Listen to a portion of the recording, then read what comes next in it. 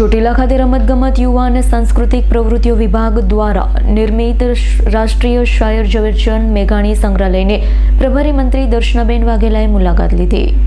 મેઘાણીજીના ઐતિહાસિક જન્મસ્થળને સાંકળીને નિર્માણ પામેલું સંકુલ અને ડિજિટલ વિઝ્યુઅલ માધ્યમ અને સ્ટોરી ટેલિંગથી સજ્જ આધુનિક ગેલેરીઓ, કવિ, લોક સાહિત્ય સંશોધક, પત્રકાર અને સ્વાતંત્ર્ય સેનાનીની તરીકે મેઘાણીજીના પ્રદાનનું ચરિત્ર પ્રદર્શન, પરિસરમાં રાષ્ટ્રીય શાયરની ભવ્ય પ્રતિમા સ્થાપિત અને સંગ્રહાલય સાથે નિર્મિત 2 માળનું અત્યાધુનિક સરકારી પુસ્તકાલય, મેઘાણીજીના સાહિત્યો તેમજ સ્પર્ધાત્મક પરીક્ષાના સંદર્ભ ગ્રંથો ઉપલબ્ધ છે. વિદ્યાર્થી અને વરિષ્ઠ નાગરિકો માટે વાંચન સુવિધા સજ્જ લાઇબ્રેરીનું કર્યું પ્રત્યક્ષ નિરીક્ષણ.